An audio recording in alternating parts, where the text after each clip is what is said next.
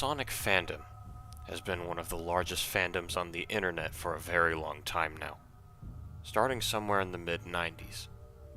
So many fan games, movies, art, and memories made within these circles. And then you can easily see how someone would take advantage of this naive, freshly made community.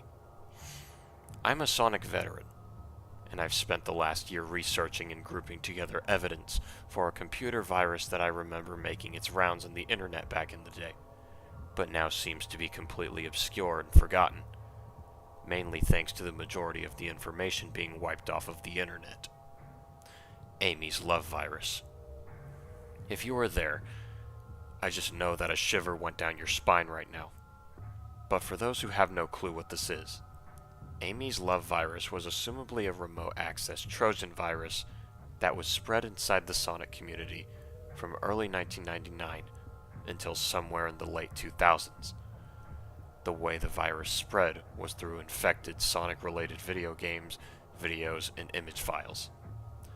In the game's case, it was a separate exe file, dressed as the game's launch.exe, while in the videos and images case, it was baked inside the metadata itself, so when you clicked it, it would immediately start infecting your computer. These infected games, videos, and images then got uploaded onto forums, torrent trackers, and file-to-peer file sharing services, where unassuming users would download the virus. Accounts of what exactly this virus does when launched is very limited, mainly because those who got infected never got to tell the tale. Almost all of them died or disappeared mysteriously after downloading the virus. But here's what we know from the few who said to survive it. The computer would first blue screen upon opening the infected file, and then shut down while corrupting the hard disk, to the point it started smoking physically. After that, when the computer owner tries to turn the computer back on, it would load the BIOS screen, but were then suddenly met with a title screen saying, Amy's Love. Then a 3D polygon-looking head of Amy Rose from Sonic would appear on the screen, with a pink-colored Super Mario 64-like background. Most accounts here also noted that said head looked like a Sonic R version of Adventure Amy's design. From there, a very deep buzzing sound would start to blast from the speakers, which the victims would describe as calming and soothing.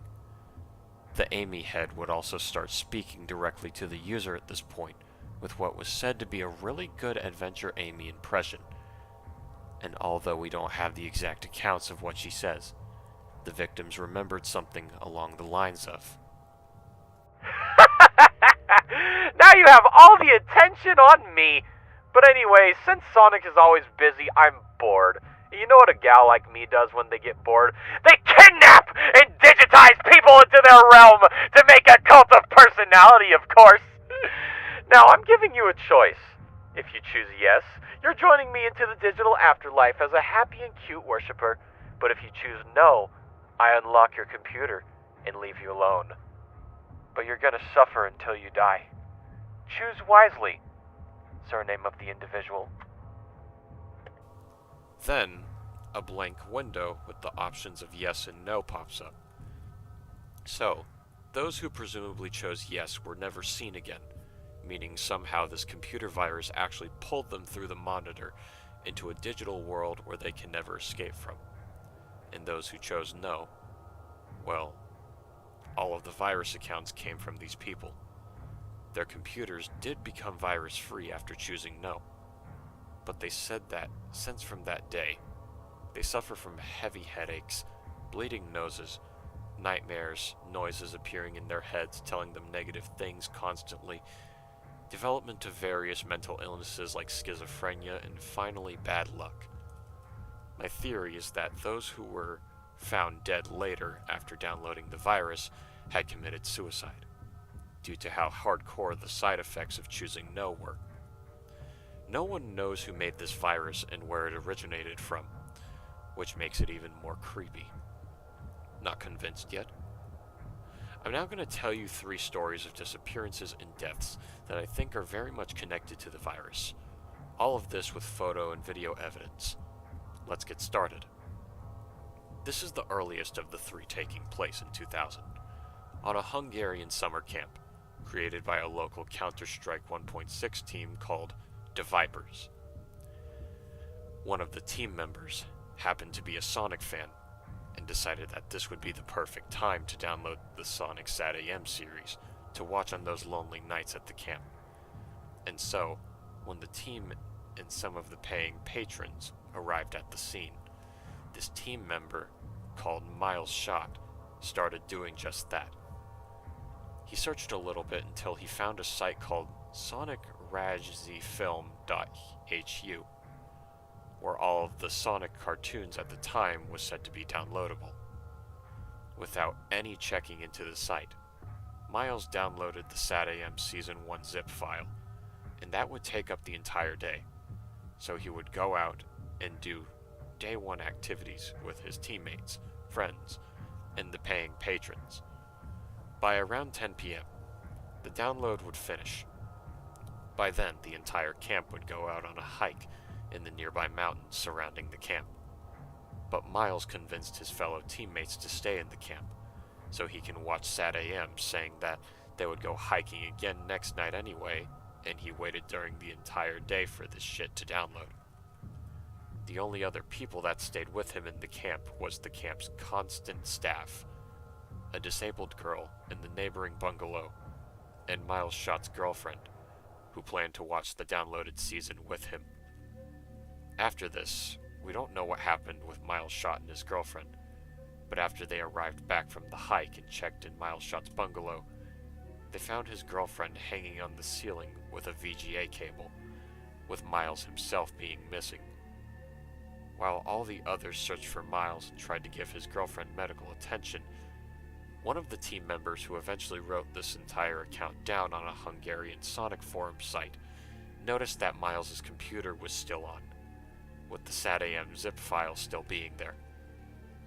Out of curiosity, he checked the zip file, and after opening the first video, he also got the Amy's Love virus. OP chose no on the select screen, and immediately after heard a terrifying noise.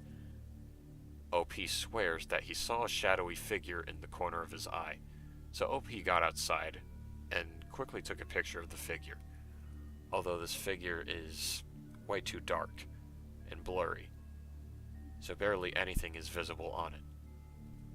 And that's it. No one knows what happened since, and even the camp itself is demolished now. OP never gave any updates either, and the forum where he posted about this incident has now been shut down. A girl named Jennifer Allison, or known online as Jenny Fox, was known for making early Let's Plays and tutorial videos related to gaming for her own website, jennyfox.com. She was a major Sonic fan and liked to make videos on Sonic-related things.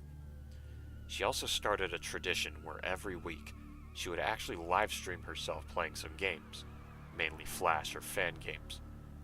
She did this by creating a real media streaming session and shared the links for each stream on her site. Streaming back then was in its starting point, and just by the fact was somehow managed to pull this off in the early 2000s was nothing short of incredible. She started the weekly stream and tried to play a game called Sonic and the Golden Rings of Nazadram, which was sent by a viewer, but when she tried to play it, the stream suddenly cut off. A day later, Jenny wrote a post about this on her site, stating she got a strange virus with Amy Rose holding her files hostage. This was clearly the Amy's Love virus. And then 2 days later, she committed suicide by shooting herself in the head with a 12-gauge shotgun. Immediately after this news broke out, Jenny's website shut down, and now all of her content is lost media. This one's the most interesting. On May 10th, 2005, a video called Amy's Love Virus was uploaded to YouTube, which was just unleashed to the public at the time. The video is said to originate from Brazil, and not surprisingly, this video, with the channel which uploaded nothing, But this video called Magic Juno was deleted off of YouTube somewhere in 2006, leaving it lost media. Well, partially. After 6 months of intensive searching, I managed to find the first few seconds of the video, thanks to a broken MySpace link. The rest of the video can't be recovered. Here we see a crying kid trying to record the screen as someone with a heavily modified Windows XP is seen with solitaire on his screen. Some smoking of the hard drive is already visible. During the rest of the video, another kid was revealed to be sitting at the computer, presumably an 8 to 9-year-old, who says in Brazilian that he just wanted to play Sonic Heroes while crying his eyes out. The hard drive starts sparking, scaring the kids. Then the entirety of the virus plays out, and by the time the select screen pops up, the two kids are crying and screaming loudly. We don't know what they've selected because the video ends around there. What happened to these two kids are unknown, especially since, again, this was the only video this channel ever uploaded before being shut down. And that was Amy's Love Virus, written by EasyCoreTH. Review time. That was a good story. Definitely added a sense of mystery to the victims at hand that died to this virus. And I also like how it makes the haunted video game thing actually intriguing to read. I know this isn't a haunted video game, it's a virus, but it came within video games, so it sort of makes sense. However, Amy's message, according to those who, found the virus or came across it, is kind of difficult to take seriously. And the first victim's girlfriend, has a lack of build-up to her death. Let me start with that. Basically, Victim 1's girlfriend, after Victim 1 gets sucked in, there's, no room for build-up. She kills herself right there with a cable. At least with Victim 2, it took a few days for the effects to truly kick in for saying no to Amy. The consequences. I love that. The consequence part of the story, it's amazing.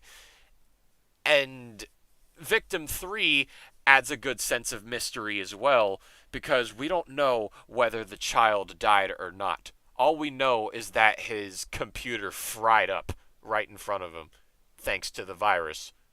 And it ends right there. But with Victim 1, the team members leave, and then they come back, and there she is, hanging. It didn't take 2 days, like Victim 2. It was just very quick. She didn't pull out a video camera and talk about it. She didn't talk to the, authorities. She didn't talk to her friends about what just happened. She just dies. I felt like that could have been so much better. As for Amy's message, though, it's hard to take seriously because she comes across as more of a Disney villainess than anything. She even has an evil laugh at the beginning of the message. And then she's just like, I'm bored. And when I'm bored, I start a cult. It's silly. It comes across as silly to me.